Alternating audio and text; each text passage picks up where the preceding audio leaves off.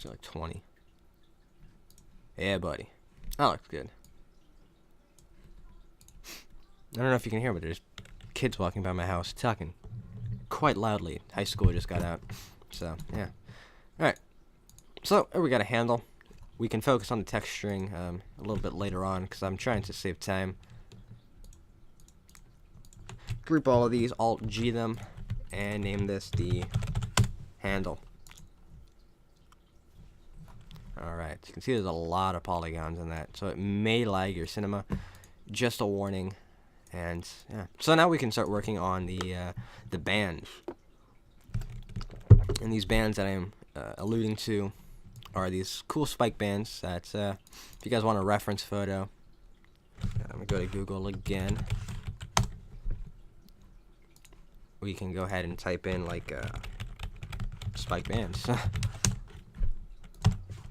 And, you know, the kind like you wear around your wrist at like a metal concert.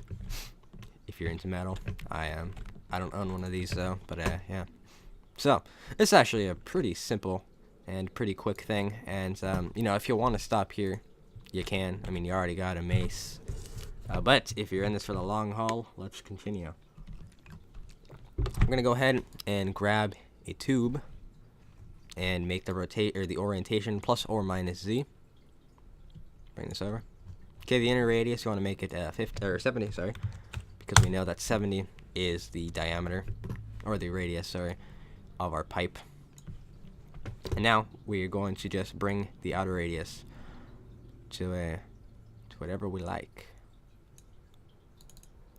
An 84 looks nice. Let's increase the heights to like 113. Height segments, yeah, this like 10 should be good because that'll give us, you know, a pretty decent amount to work with. All right, make this editable.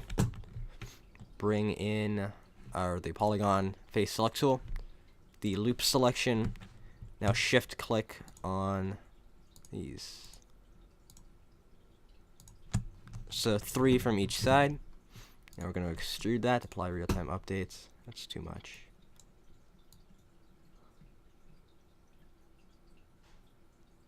Actually too much selection. Yeah, how about the first 2? Yeah, it looks a lot better. Doesn't look as cluttered. I like to work with nice round numbers, so just make it 10. Alright, another fade. My god. Distractions keep coming in. The phone just rang. Sorry about that, guys. Anyways, so we're getting pretty close to about done. So we're going to, we can leave the duplicating for when we get this one finished. So we're going to bring in a pyramid because the spike bands, for some reason, like to have the, you know, what am I trying to say? The spikes are pyramid-y, if you will. Alright, we can play with the settings and tweak them once we get this going. Grab the array again. Make that a child of the array. Just go into this mode. Just makes it, you know, tons easier. And just drag this over here. Alright, so once we get our pyramids right here, we're going to go ahead and switch these pyramids to be plus Z. Yeah, plus Z, so it's facing outwards. Grab the array. Hit R on your keyboard to enable rotation. Hold shift for the steps. We'll do about 90. Alright, now we can actually start to tweak the settings because these are too big. But before that, let's kind of bring down the radius so we at least kind of have an idea. I mean, so obviously, like, that's enough spike bands to take care of the entire thing. We don't want that, so the size, let's bring this way down. 55, what is this? That's the height. We can leave that for later. And the Z, let's bring this down. Because we basically want this to be pretty much the same radius as this like raised area on the outside. Let's bring this down a little bit more. Like 21 looks about right. Yeah, so about 21, and now we can tweak these settings. Alright. Looks like a star. Let's give this some. Make this look a little less wimpy. Decrease this radius again, so they're actually inside of our objects. Render this out. Some pretty nasty looking spikes. We can actually kind of increase this.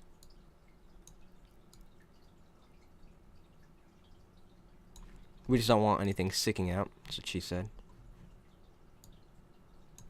You can play with this. This is like one of those things where it's, you know, there is no right or wrong way. You know, you're just trying to get, you know, the look that you like. Just making sure this isn't like peeking through. That one kind of is. To bring this down to like 70, maybe move this over just a hair. A little bit more because you can see here it's uncentered. Alright, centered. Alright. Copy paste this and drag this one over here. Make sure this is, you know, somewhat centered. You know, we're not going for perfection here because this is just like a stylization of this. Now we're going to group all this together. Control copy this one. Just bring one down here towards the handle. About here. Take this one like up here.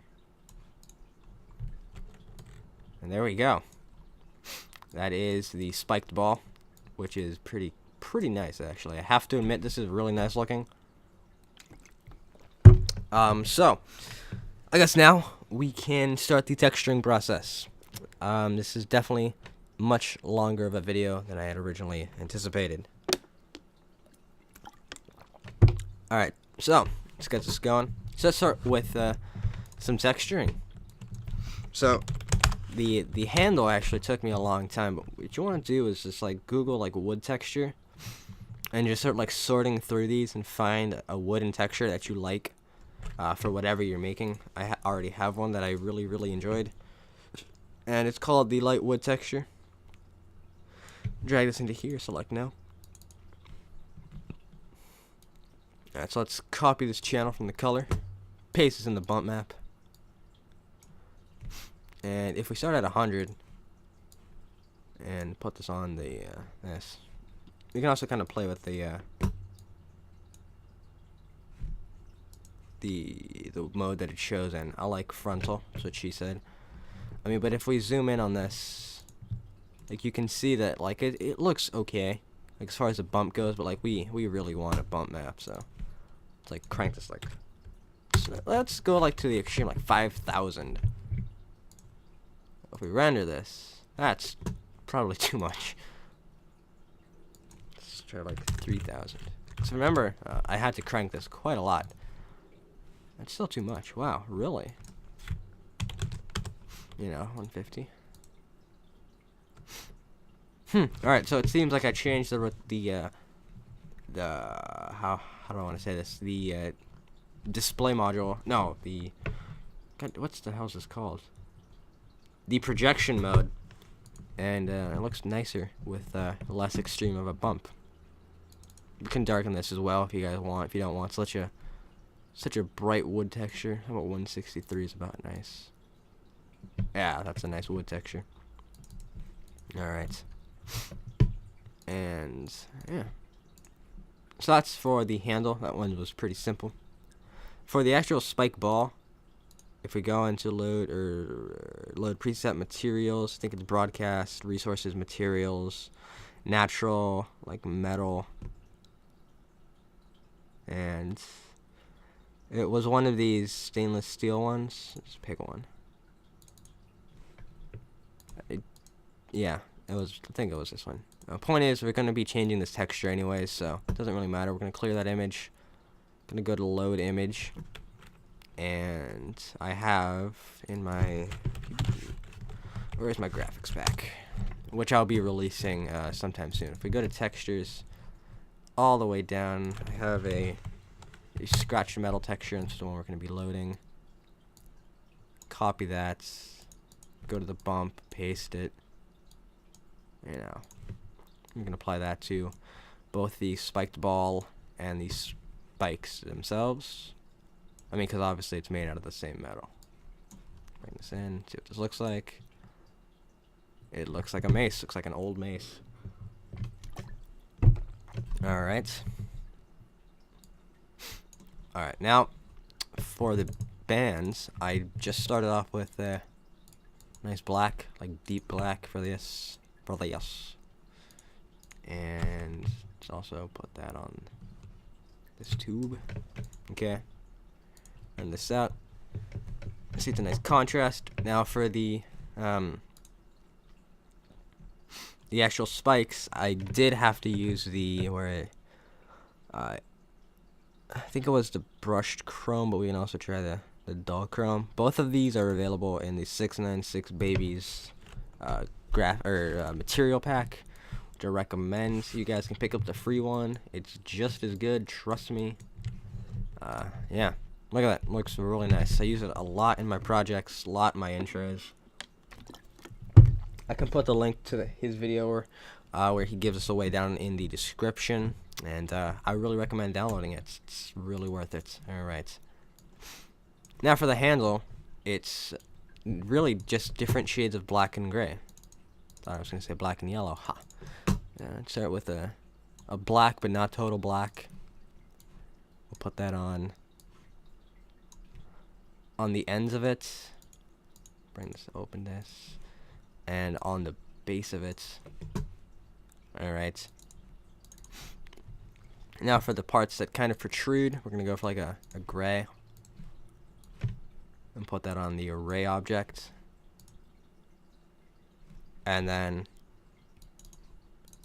on the little bumps, kind of go for like a gray, a reddish gray color. But that's still, relatively dark. And when you zoom out, that gives you a really nice look. You can see that looks really nice, and that's pretty much how I made the mace. Bam! Alright, for the spikes, I kind of want to change that though. Spike ball.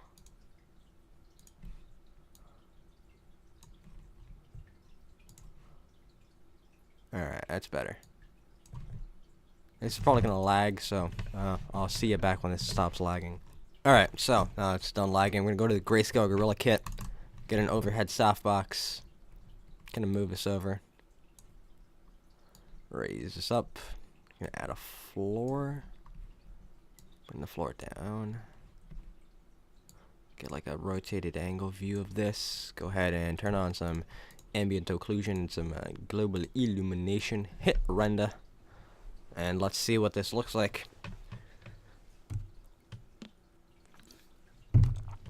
So obviously this is a pretty long tutorial. I can't foresee the future. I don't know if I'm going to break this up into parts or not, but I hope you guys enjoyed this tutorial. It's some really simple modeling on something that looks really cool. Obviously I was trying to show that you don't need, expert modeling to make something that looks really cool. Like, this is mainly primitives. I mean, there's barely anything we even had to edit, and we have a pretty nice looking mace. The wood I'd probably darken just a tad. And I think other than that, this looks really nice. So if you guys want to see the display case, let me know. That will be a future video, mainly because I'm tired of sitting down, and my back's starting to get sore because this chair is kind of uncomfortable. Need to get a new one. But yeah, so there's a mace. A lot of people have requested this, so thank you guys for watching once again. Also, I don't know where you guys are watching this, but if you're watching this on my channel, there's a channel that I want you to go subscribe to, and it is the graphics team that I'm on, which is TechBurrow GFX. Here's the promo. Let me just fast forward through this so you can see it's pretty sick. We have a lot of really talented people over here. I recommend you come and subscribe, and I think this tutorial will eventually be posted on here. So yeah, thank you guys for watching this incredibly long tutorial once again.